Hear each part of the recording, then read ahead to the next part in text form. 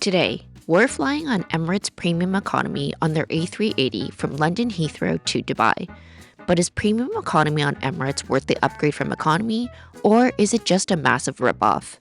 Let's find out on today's flight. Hello. So I am here at London Heathrow, where we will be headed over to Dubai on Emirates A380 in Premium Economy.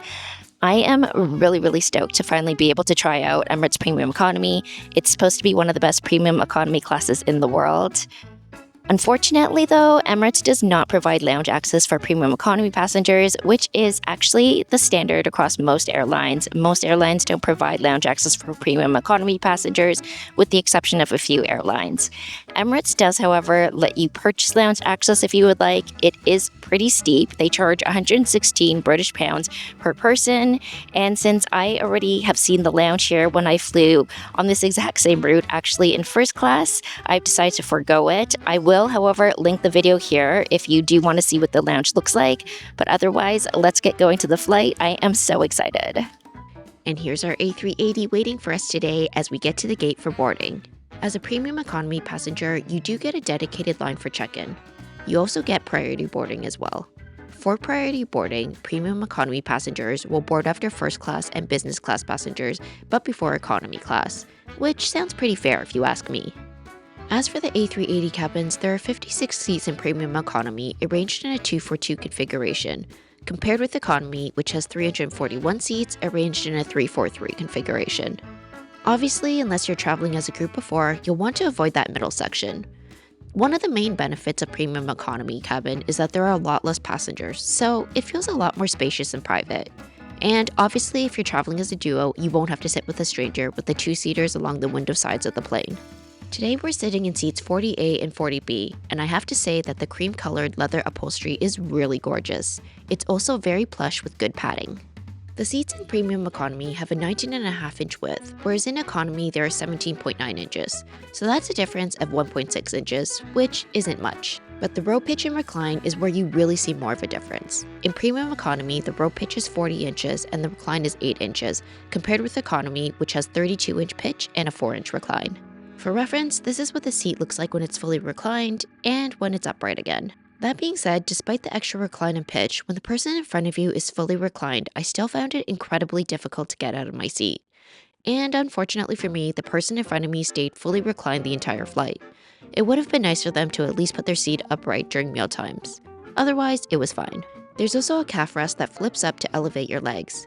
And if that wasn't enough, there's also a foot pedal that flips down from the seat in front of you. Your legs and feet should feel fully supported on this flight. Before takeoff, the FA stops by with some welcome drinks. There was a choice between orange juice, lime drink, and water. I went with the lime drink and it was super refreshing. Hello and welcome on board your Emirates flight today. This is your no-nonsense safety video. We do not have dancers breaking into song, characters from movies, or celebrities trying to be funny, I'm afraid.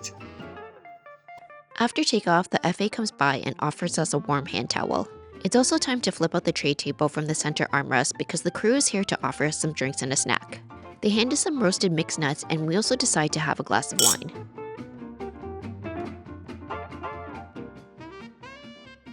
In the meantime, let's go check out the washrooms. Emirates Premium Economy on the A380 has 3 dedicated washrooms located at the front of the Premium Economy cabin. The washrooms are bright, clean, and modern, and I have to say that they're even nicer than a lot of washrooms that you'll find in business class on other airlines. The washrooms are also stocked with soaps and lotions from UK brand The White Company.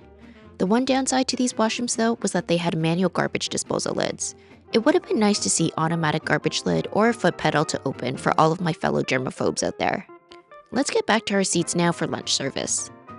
Back at our seats, this is what the menus look like for both drinks as well as lunch. When it comes to meal service, premium economy passengers get what Emirates refers to as an elevated experience, which includes a wider selection of premium beverages including Shandong sparkling wine and premium vintages. Meals are also served on Royal Doulton fine china. There were 2 main options available, a braised beef cheeks and a fisherman's pie, and the entire meal, including the appetizer, dessert, cheese, and bread, are served on a single tray. My boyfriend got the braised beef cheeks. These were served with roasted potatoes, blanched green beans, and mashed parsnips with cheddar.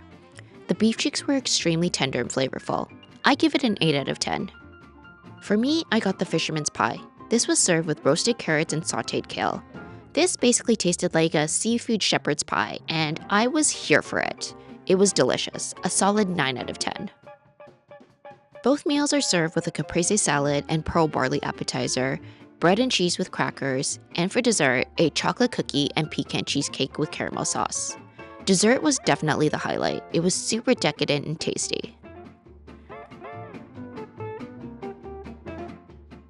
After dinner, I decide to get my favorite, coffee with a Baileys. For some reason, they serve the coffee in a takeout paper cups, which seems odd, especially next to the Royal Doulton Fine China. The coffee and Baileys still tasted great though, so no complaints. Oh, and for reference, this is what it looks like when the person in front of you is rude and reclines onto you even during meal times. It's quite tight and uncomfortable. Now that dinner's done, let's take a look at the amenities, headphones, and IFE. First, the headphones, which are tucked away in their own little compartment next to the foot pedals. According to this package, they're supposed to contain some noise cancelling, but quite honestly, they weren't that great. They're kind of flimsy, and these are actually the exact same headphones that they have in economy as well. So no premium perks for your ears, unfortunately. Now as for the IFE, it's 13.3 inches, and it's pretty great. It does move up and down for easy viewing. Emirates is known for their award-winning entertainment system, which has over 6,500 hours of movies, TV shows, games, and live streaming TV. So you shouldn't have any trouble keeping yourself sufficiently entertained. For those of you who would rather just doom scroll on your phone though, they do offer complimentary texting for Emirates Skywards members, so make sure you sign up beforehand if you'd like to do this. You can also pay $16.99 US for Wi-Fi the entire flight, or $9.99 US for 30 minutes. As for the amenities, you get a bottle of water, a fleece blanket, and a pillow, which is larger than the pillow that they have in economy. Now as for the amenity kit, let's quickly talk about something that could potentially be frustrating for you as a premium economy passenger on Emirates, and it is around amenity kits.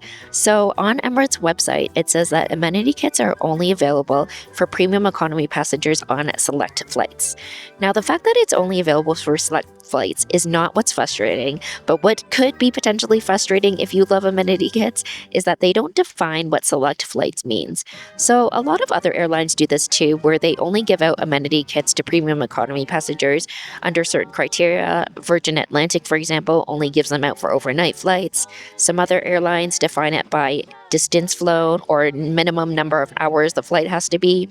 But Emirates just doesn't say what select flights mean, so if you love amenity kits, you really have no idea if your flight will have one or not. It's kind of just a crapshoot in that sense. I think that it would be nice if Emirates could define what select flights means, just to make things easier for those that love amenity kits, that they know what they need to bring with them on the flight, or maybe you're just a collector of amenity kits. But let me know in the comments down below what you think. Do you love amenity kits, or do you just not care about them at all? So this flight didn't actually come with an amenity kit, but I did receive one on a different premium economy flight I took with Emirates, so I thought I'd show you what you can expect if you do get one. The amenity kit was made of a sustainable craft paper material, and on the inside there was some beige colored socks, a beige colored eye mask, and earplugs. I didn't open the earplugs to see if they were beige, and a mini toothpaste. There was also a beige color branded toothbrush as well. This is perfect if you are color adverse. And while this is definitely not like the fancy Bulgari amenity kits that they give out in first class, for premium economy, I do think it's sufficient. If you even get it at all, that is. And about an hour and a half before landing, our pre-arrival meal, or what Emirates calls the Light Bites meal, arrives. We got a trio of miniature sandwiches with beef pastrami, curried egg, and turkey mortadella. These were just okay, nothing special though. There was also the tiniest bag of pretzels, and for dessert, there were more miniature-sized items like this coconut raspberry madeleine and chocolate cherry cake. And if that wasn't enough, the FA also stopped by and gave everyone a miniature vanilla ice cream.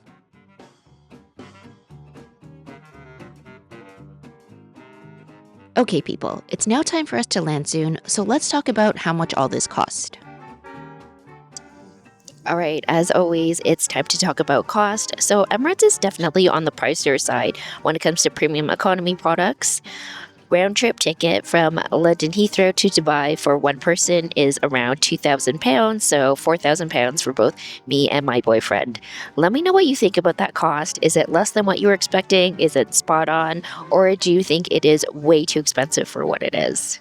For reference, the cost of economy would have been around £775 per person, or £1,550 for both me and my boyfriend.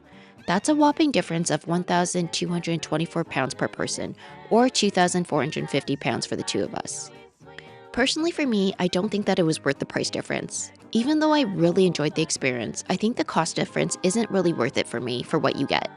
Of course, prices can definitely vary depending on when you're booking, so I feel like if I could get premium economy for around 30 to 40% more than the cost of economy, it would be more worth it for me.